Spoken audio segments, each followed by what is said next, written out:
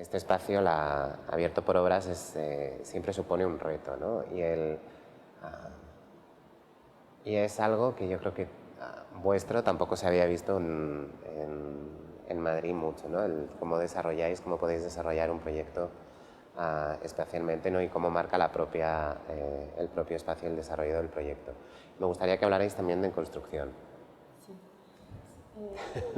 Obviamente la idea en construcción está muy presente y de hecho otras veces en las que hemos hecho instalaciones así, pues con una cierta envergadura hemos utilizado ese recurso, ¿no? Los andamiajes, pero también hay algunas otras cuestiones formales que tienen que ver, por ejemplo, con el hecho de que este espacio tenga una estructura tan ordenada, de líneas rectas, tan racional, a pesar de, pues después, una superficie que evidencia una historia, pues está quemado, etcétera, que rompe con esa racionalidad, pero nos interesaba mucho jugar con las líneas diagonales, deconstruir, aunque sea una palabra ya muy desgastada, ¿no? Romper con esa racionalidad y colocar el escenario de una forma también como retorcida, extraña, un poco mirando hacia donde no debe, orientado hacia el lugar equivocado, como hacia una esquina,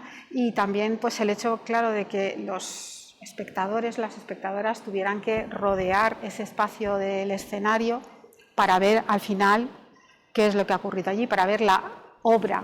Es un proyecto de ubicación absoluta y desubicación, o sea, al estar mostrando en este caso la gente que lo pueda ver aquí, ¿no?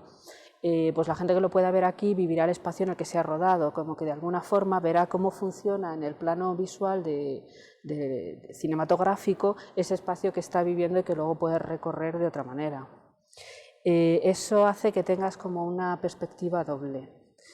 Con respecto al tipo de construcción no construida que ya hemos utilizado anteriormente, bueno, nosotras ya cuando empezamos, en principios de los 90, ya planteábamos una visión crítica de los discursos identitarios como unos discursos que estabilizan y pretendían estabilizar. Lo hemos sufrido, es decir, a nosotras se nos quiso adjudicar un espacio y se nos quiso meter ahí, pero vamos, como casi a golpes, y nosotras siempre nos hemos rebelado contra eso.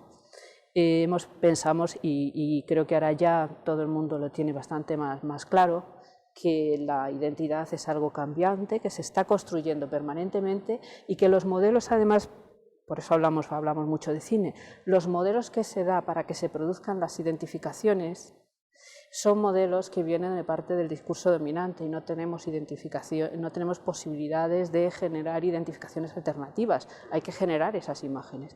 Entonces la instalación pretende, jugamos siempre a dejar esa sensación de que algo ha sucedido, está empezando a suceder, pero no sabes si está terminado o qué es lo que está pasando ahí, ¿no? Hay una parte importante, ¿no?, que se desarrolla en la escena, ¿no?, que seguramente es casi como la clave también, ¿no?, un punto muy importante en el desarrollo del proyecto, ¿no?, todo lo que aconteció aquí, porque yo creo que no es tan importante tanto como lo que van a ver como lo que pasó, ¿no?, también hasta cierto punto, ¿no?, que es eso que hablabas también de lo que ha quedado fuera de escena de algún modo que no hemos visto, que es el momento en el que una de las protagonistas, Pinta, también pregunta y habla, ¿no? ¿Podríais contar también un poco más qué es ese pregunta y habla? Bueno, una de las ideas que giran, el proyecto es complejo porque es verdad que es un proyecto donde una parte no se ve, es una parte que ha sido procesual y que ha dado como resultado este vídeo al final, ¿no? Pero y esa parte procesual, pues el espectador al uso se la va a perder, ¿no? Lo que ellas están haciendo, digamos, es en un momento determinado construirse como un sujeto revolucionario todavía, y entonces oferta un lema revolucionario. Este lema, pregunta y habla, nosotros lo hemos cogido, es una adaptación contraria del lema que se utiliza en el ejército estadounidense para cuando uno está dentro del ejército y es homosexual, para que no ser expulsado se dice don't ask, don't tell, es decir, no preguntes, no hables, y entonces podrás seguir siendo parte del sistema. En el mismo momento que el sujeto pregunta y habla, el sujeto es expulsado por la mayoría porque está mostrando esas grietas que hay en ese espacio de poder. Entonces, si preguntas y hablas, serás expulsado, pero si no preguntas y no hablas, formarás parte de nosotros, ¿no? Y en ese sentido decidimos coger ese lema que creemos que funciona también para otro tipo de vivencias, ¿no? O sea, se puede extrapolar de esa discriminación a un colectivo concreto a colectivos más amplios. El propio título del proyecto, ¿no? Fuera de escena, pero que al mismo tiempo yo creo que hace un juego la mezcla, ¿no?, del castellano y el inglés, off, escena, también o a mí me sonaba a ostena, ¿no?, que realmente es lo mismo, ¿no?, es aquello que queda fuera de escena. Pues me gustaría que explicarais un poco el título. Bueno, yo creo que quizá la idea de fuera de escena podríamos relacionarla muy bien con la idea de los sujetos imprevistos, ¿no? Como esos sujetos que normalmente no están en la escena, no aparecen en la escena. Entonces yo creo que esa es la clave un poco para interpretar esa idea. Y bueno, en este caso concreto, claro, eso es, bueno, el hecho de que los sujetos imprevistos sean unas mujeres que proceden de, bueno, pues del entorno carcelario, que están de hecho ahora mismo en la cárcel y que en principio no deberían o no está previsto que estén sobre la escena o dentro de la escena, sino fuera. Y de hecho yo creo que a lo largo del desarrollo de todo el proyecto vamos viendo cómo ellas en principio rodean ese espacio escenográfico sin llegar nunca a ocuparlo. La idea de off-escena, que enlaza también con otros trabajos nuestros anteriores, también es la idea de que es un individuo que está siendo representado, pero no es el sujeto de la representación, no la domina, sino que hace viajes perimetrales alrededor de esa representación cuando quiere ser sujeto. Como objeto no hay problema, pero como sujeto sí. Entonces la idea era coger también esas partes de la narración donde uno no suele mirar, es decir, aquello que ha sucedido fuera de la escena, antes y después ha acontecido y ha construido un relato diferente. También a mí me interesa eso que ha quedado fuera, ¿no?